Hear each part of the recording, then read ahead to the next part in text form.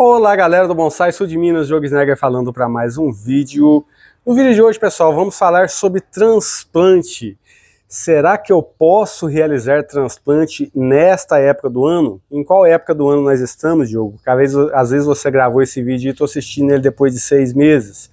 Nós estamos em meados de outono, que é uma época que nós devemos resguardar muitas intervenções nas nossas plantas. Por que devemos resguardar?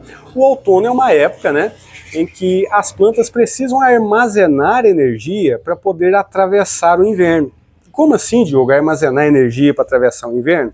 Porque geralmente a maioria das plantas, no inverno, cessam o seu crescimento ou diminuem consideravelmente o seu crescimento. Então, como o desenvolvimento das plantas está baixo, a recuperação dessas plantas também será muito menor. Então, intervenções que vão agredir as plantas não devem ser feitas nesta época, ok?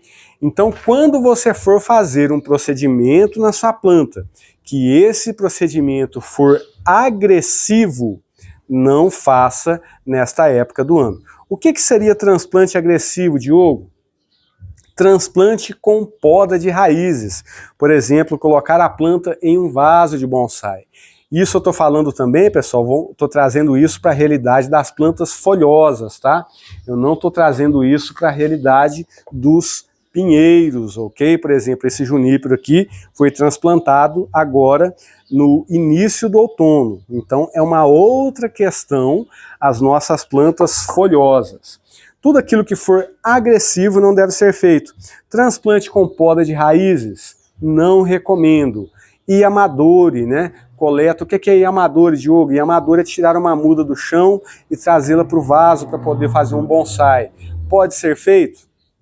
Não recomendo, salvo plantas que realmente precisam ser retiradas. Se não der para esperar, eu recomendo que não retire e espere o final do inverno, o início da primavera. Por quê? Aí eu retiro a minha planta, ela já vai ter a sua rampa de crescimento de primavera, verão, outono, todo esse tempo aí, essa rampa de crescimento para se recuperar e expandir. Ok? Tudo aquilo que é agressivo eu não recomendo, é necessário esperar agora o início da primavera. Diogo, mas eu posso fazer uma poda drástica na minha planta nesse momento? Também não recomendo, principalmente se você é iniciante, porque a recuperação que nós precisamos ter das plantas nesta época é mais baixa, ok? Ah, Diogo, mas está calor, as minhas plantas estão se desenvolvendo. Então aí já entra uma questão que é o seguinte, por exemplo, aqui na minha região está muito calor também essa época. Mas para poder esfriar e vir uma frente fria e eu perder essa planta, eu preciso colocar isso na balança. Essa intervenção vai valer o risco de perder a planta ou de atrasar ainda mais o desenvolvimento, aquilo que eu quero gerar na minha planta? Porque toda intervenção que fazemos nas plantas para poder fazer um bonsai, a maioria delas são intervenções agressivas, ok? Mas essas intervenções agressivas precisam gerar ganhos, precisam gerar linhas de trabalho. Porque se eu faço uma intervenção na planta e de repente isso não me gera ganho, o que vai acontecer? Ao invés de eu dar passos para frente, eu vou estar dando passos para trás.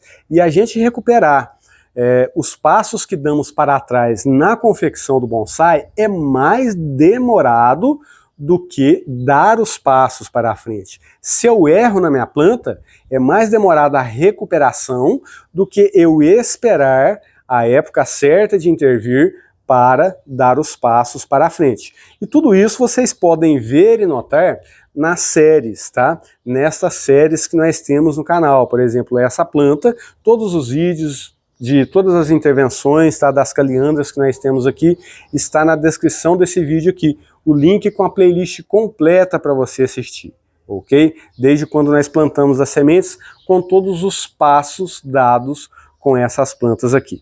Então bora lá para o transplante e eu vou falar com vocês mais um pouquinho sobre essa questão dos transplantes que podemos fazer nessa época e o porquê deste transplante que nós estamos fazendo aqui. Por que deste transplante? Esse transplante vai me gerar ganho.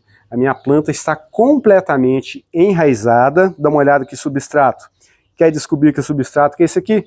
Assista a nossa série completa. Então, esse transplante que eu vou estar fazendo aqui, pessoal, ele é um transplante que não vai ter quase nada de agressão na minha planta. Muito pelo contrário, ele vai ajudar a minha planta se expandir ainda mais. Porque do jeito que a minha planta está aqui, o que vai acontecer?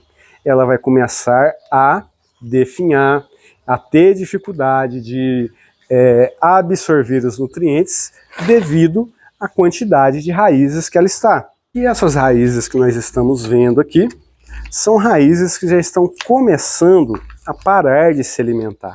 E o que eu estou fazendo aqui? Ó? Eu estou desfazendo o enovelamento.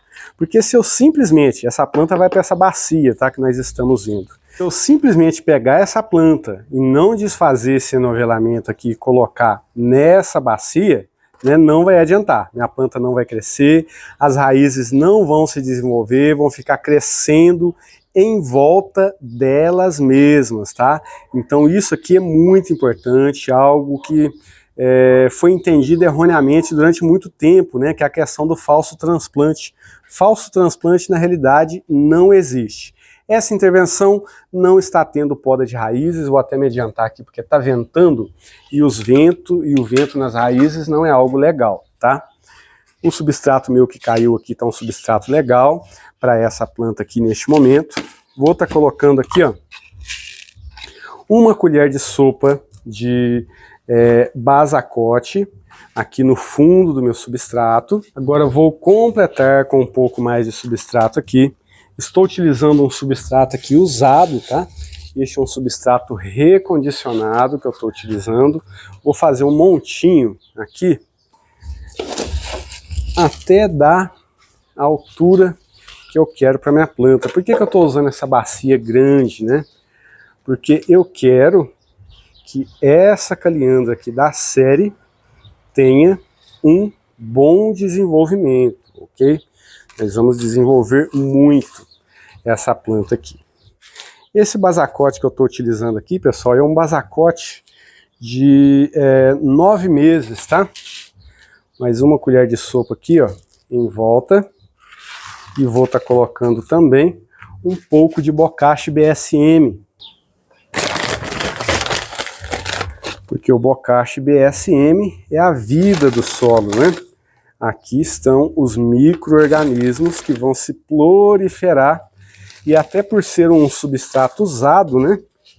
A utilização de um Bokashi ajuda muito a trazer novamente uma biologia adequada para o solo da nossa planta. Beleza? Agora simplesmente aqui, neste momento aqui, se eu quisesse, né, reorganizar minha planta aqui, inclinar ela de alguma forma, também é o momento também, se a gente quiser reconfigurar, né, a forma que estamos conduzindo a nossa planta. Transplante realizado, pessoal. Agora regar a nossa planta, né, esse substrato vai abaixar um pouquinho. Depois, na próxima adubação, vamos estar utilizando aqui a palha de arroz carbonizada para estar cobrindo o adubo. Vocês vão ver como que essa planta aqui vai crescer. E nesse próximo ano, né, de cultivo, essa próxima primavera, verão, vocês vão ver o quanto nós vamos ganhar de evolução e engrossamento nessa planta aqui. Então vamos recapitular e falar sobre as intervenções feitas, né? Essa é uma época, volto a falar, que em intervenções agressivas não é recomendado estar fazendo. Podas drásticas, não recomendo. E amadore, não recomendo.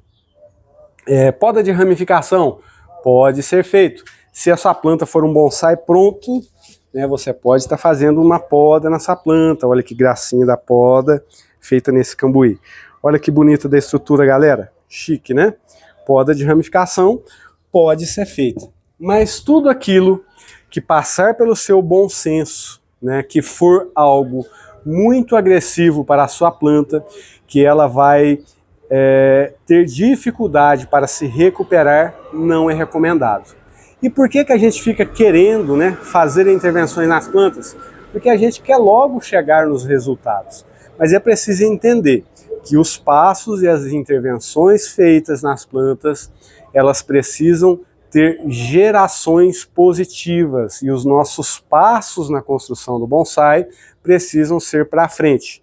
Se eu fizer intervenção que o meu passo vai andar para trás, eu preciso entender que isso vai atrasar o meu cultivo, ok? Mas no bonsai também tudo é aprendizado. Eu já fui uma pessoa muito teimosa no bonsai, né? Tem muitas plantas aqui agora que estão quietinhas, que vão aguardar a primavera, mas eu já aprendi muito com os meus erros, então estou passando isso para vocês também, ok? Deixo o convite para a participação da nossa escola de bonsai online. Quer conhecer o meu curso online?